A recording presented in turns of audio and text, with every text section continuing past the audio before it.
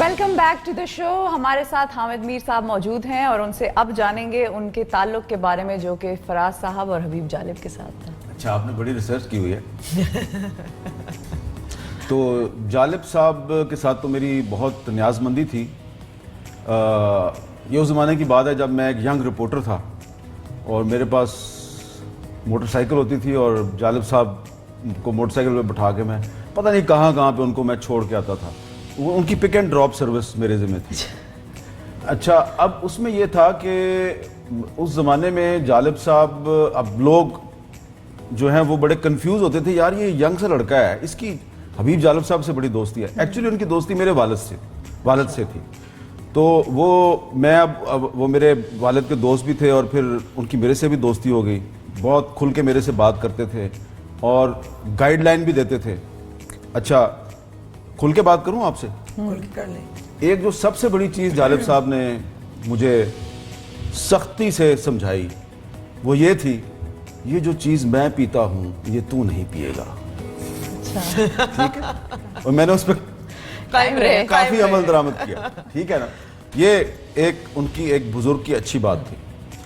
دوسری بات یہ تھی کہ جالب صاحب کو بہت بڑے بڑے شاعر تھے جو اپنے زمانے کے، وہ مانتے نہیں تھے کیونکہ ان کی عزت بہت تھی. وہ عوامی شاعر تھے، وہ جہاں چلے جاتے تھے لوگ جو ہے نا وہ ان کو سر آنکھوں پہ بٹھاتے تھے.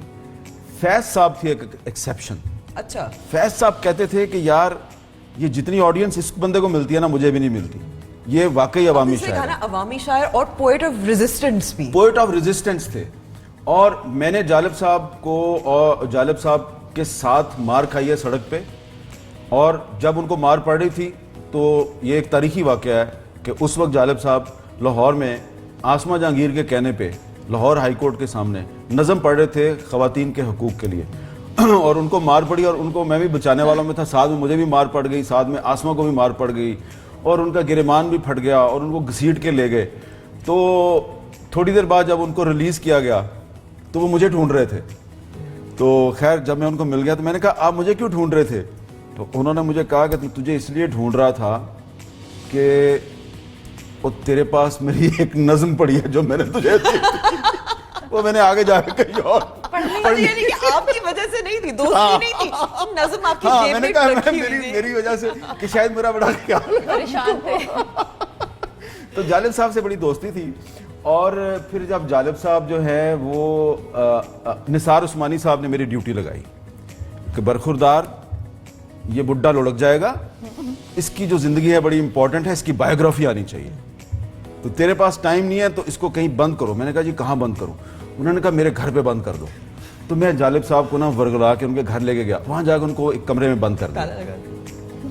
پھر ہم نے ہمارے ایک دوست تھے ان کو دیا ٹیپ ریکارڈر اور وہ جالب صاحب کے ساتھ بیٹھ گئے. انہوں نے کہا جالب صاحب اپنی کہانی سنائی، میں ریکارڈ کر رہا ہوں. تو جالب صاحب کہتے تھے یہ کیا چکر چل رہا ہے، یہ کیا ہے؟ تو پھر میں دروازہ کھولا، میں اندر ہے. میں نے کہا جالب صاحب نثار عثمانی صاحب کا حکم ہے کہ ہم نے آپ کو یہاں سے نہیں جانے دینا. 2 دن لگے 3 دن لگے، آپ کے لیے اچھا ہے کہ جلدی جلدی اپنی کہانی ریکارڈ کروا دیں ورنہ. تو انہوں نے کہا وہ میرا دوسرا بندوبست، میں نے کہا وہ دیکھتے ہیں اس کا بھی. خیر وہ ہم نے سارا کیا اور پھر انہوں نے اپنی ساری کہانی ریکارڈ کروائی. ساری جب ریکارڈنگ ہو گئی، اب تصویروں کتنے ٹیپ تھے؟ وہ 70 کے قریب ٹیپس تھے. وہ کہانی ہے جالب نامہ کی صورت میں، ان کی زندگی کی کہانی چھپ چکی ہے. اس میں ایک جو انٹرسٹنگ واقعہ یہ ہے کہ تصویروں کا جب آیا موقع کہ اب تصویریں اکٹھی کرنی ہیں تو جالب صاحب کی نا سٹوری میں نور جہان صاحبہ کا بڑا ذکر تھا، ملکہ ترنم کا. ان کے ساتھ اور مصطفیٰ قریشی کے ساتھ ان کے بڑے تعلقات تھے اور مجھے یہ اعزاز حاصل ہے کہ میں ان کو کئی دفعہ نور جہان صاحبہ کے گھر پہ چھوڑتا تھا گلبرگ لاہور میں اور لے کے بھی آتا تھا.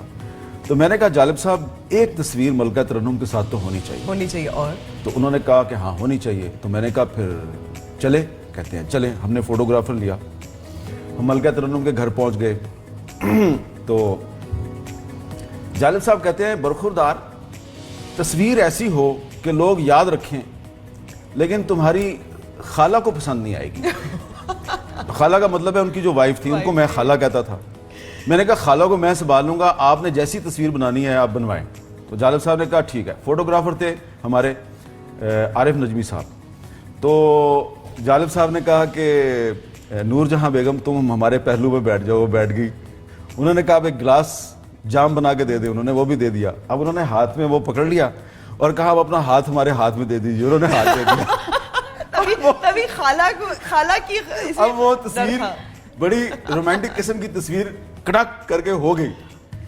اب جب تصویر میرے پاس آ گئی تو میں نے کہا یہ تو خالہ میری چترول کرے گی.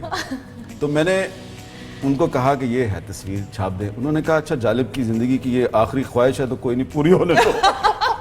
اچھا میری خواہش جو اب آپ کے, کیونکہ تھوڑا وقت رہ گیا ہے, جالب صاحب کا کوئی شعر آج کل کے حالات و واقعات سے. جالب صاحب جب جنرل پرویز مشرف نے مجھ پر پابندی لگائی ہوئی تھی اور میں اسٹریٹ شوز کرتا تھا, اسکرین پہ تو آ نہیں سکتا تھا, تو میرے سامنے ہزاروں کا مجمع ہوتا تھا, تو میں جالب صاحب کا ایک شعر ہر جگہ پہ پڑھتا تھا, اور وہ انہوں نے شعر کہا تھا ضیاء الحق کے خلاف, اور میں اسی شعر کو استعمال کرتا تھا مشرف کے خلاف. ان کا وہ شعر تھا, میرے ہاتھ میں قلم ہے میرے ذہن میں اجالا, مجھے کیا دبا سکے گا کوئی ظلمتوں کا پالا, مجھے فکر امن عالم تجھے اپنی ذات کا غم, میں طلوع ہونے والا تو غروب ہونے والا. تو جو جالب صاحب کہتے تھے تو غروب ہونے والا, تو میں بھی اس کو کہتا تھا تو غروب ہونے والا. بہت بہت شکریہ حامد صاحب وقت دینے کا. ناظرین اب لیتے ہیں بریک, اسی طرح ہم